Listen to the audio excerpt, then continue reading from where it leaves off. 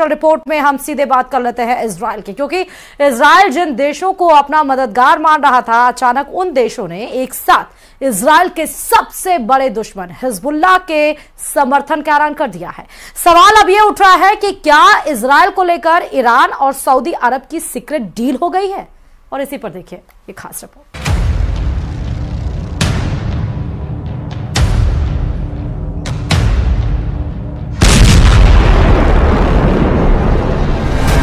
ये video Lebanon से आया है। इसे रिकॉर्ड करने वाला इजराइल का ड्रोन है और नीचे भागते हुए लोग हिजबुल्लाह के लड़ाके हैं।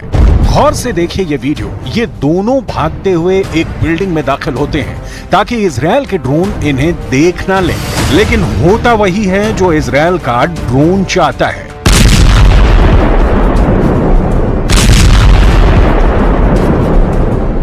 ये उत्तरी इजराइल और दक्षिणी लेबनान के बॉर्डर का इलाका होल्डा है और यहां पर इजराइल ने ये सर्जिकल स्ट्राइक कर दी।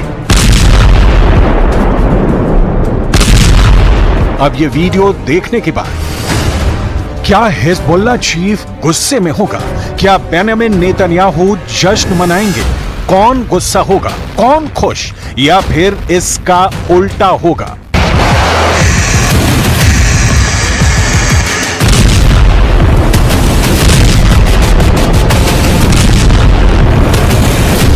क्योंकि लेबनान और इजराइल के बॉर्डर पर चल रहे युद्ध के बीच एक ऐसी खबर आई है जिसने इजराइल की उम्मीदों के बड़े परखच्चे उड़ा दिए हैं।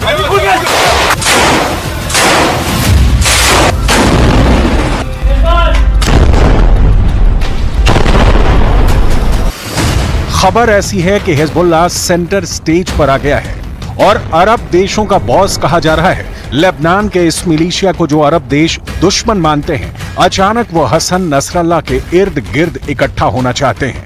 हसन नसरल्लाह अब अरब देशों का बॉस बनकर उभरने लगा है। नसरल्लाह और हिजबुल्लाह को लेकर पूरे पश्चिम एशिया में एक बड़ा उलटफेर हो गया है। इसकी वजह है ये खबर। इजराइल से लेकर ईरान और रूस से लेकर तुर्की की मीडिया में यह खबर छा चुकी है। खबर यह है कि 22 अरब देशों के संगठन अरब लीग, जिसमें सऊदी अरब, मिस्र और यूएई जैसे देश हैं, उसने हिजबुल्लाह पर अपना रुख बदल दिया है। अरब लीग अब हिजबुल्लाह को आतंकी संगठन नहीं मानता। अरब लीग के सहायक महासचिव हुस्सम जकी ने लेबनान के दौरे पर मिस्र की मीडिया को दिए इंटरव्यू में कहा, अरब लीग ने पहले हिजबुल्लाह को आतंकी संगठन माना था। हिजबुल्लाह से हमारी बातचीत बंद हो गई थी। अब अरब लीग के सदस्य मानते हैं कि हिजबुल्लाह पर यह नजरिया ठीक नहीं है। अरब लीग ने 2016 में हिजबुल्लाह को टेरर ग्रुप करार दिया था, लेकिन अब अरब लीग के अंदर हिजबुल्लाह की इमेज बदल गई है। इससे पहले 7 मई को अरब लीग ने सीरिया को भी वापस अपने गुट में शामिल कर लिया था। हिजबुल्लाह और सीरिया दोनों को हमेशा ईरान का पक्का समर्थन रहा है। ऐसे में क्या अरब लीग के फैसले को ईरान के आगे झुकना माना जाए?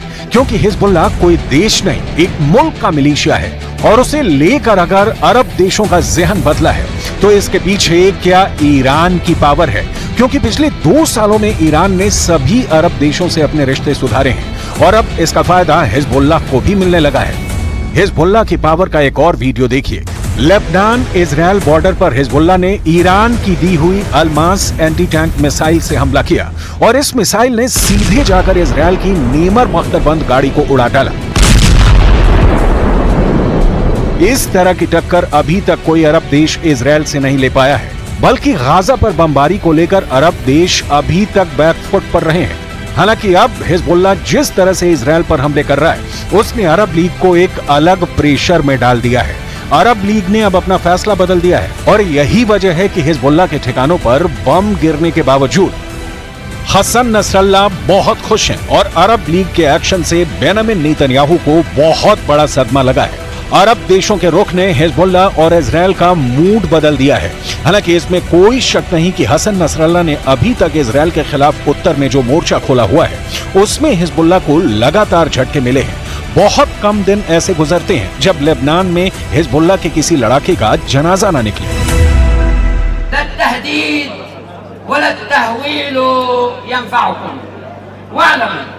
أنه لن يثنينا أحد في هذا العالم عن القيام بواجبنا الشرعي والأخلاقي والإنساني في مساندة أهلنا المظلومين في غزة.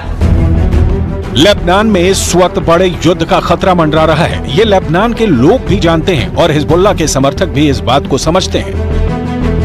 كل ما يصير في تشييع عم نيجي وإن شاء الله بنيجي على طول وإن شاء الله النصر قريبا قريبا قريبا جدا وما بنخاف كل شيء عم تشوف فدا المقاوم وأكيد إسرائيل ما حترعبنا لا حتخوفنا ولا شيء نحن حنطلع وحنرجع على بلدنا إن شاء الله।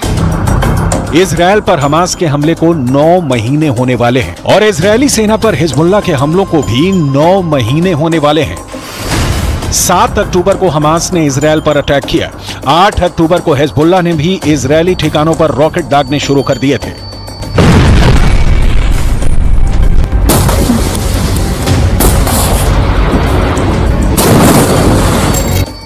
इजरायल के रक्षा मंत्री योव गैलेंट ने कहा है कि हिजबुल्लाह इजरायल से युद्ध की बड़ी बड़ी बातें करता है, लेकिन सच यह है कि इजरायल की जवाबी कार्रवाई में उसे बड़ा नुकसान उठाना पड़ा है।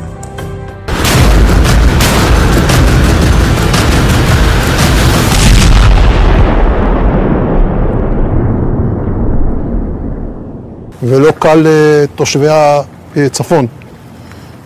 יש דבר אחד שאני יכול לומר לכם על זה, וזה שלחיזבאללה וללבנון הרבה יותר קשה. זה קל לדבר מהבונקר ולשאת הצהרות. בסופו של עניין יש שם מעל 450 הרוגים למחבלים. इसमें कोई शक नहीं कि गाजा, इजरायल और लेबनान का वॉर जोन इस वक्त बहुत एक्टिव है। इजरायल और हिजबुल्लाह लगातार एक दूसरे पर हमला कर रहे हैं और अब डर है कि हिजबुल्लाह 2006 वाले प्लान को दोहराएगा। 2006 में हुई किडनैपिंग के दौरान इजरायल और हिजबुल्लाह के बीच युद्ध भी हुआ था, जिसमें दोनों तरफ बड़ा नुकसान हुआ। 2006 में हिजबुल्लाह और इजरायल के बीच 34 दिन तक युद्ध चला था। तब इजरायल के 121 सैनिकों को मिलाकर 160 लोग मारे गए थे, जबकि हिजबुल्लाह के 250 लड़ाकों समेत लेबनान के 1000 लोगों की मौत हुई थी। यह युद्ध संयुक्त राष्ट्र के दखल के बाद सीज फायर के साथ खत्म हुआ और इजरायल को लेबनान से पीछे हटना पड़ा था। और चलिए इस बीच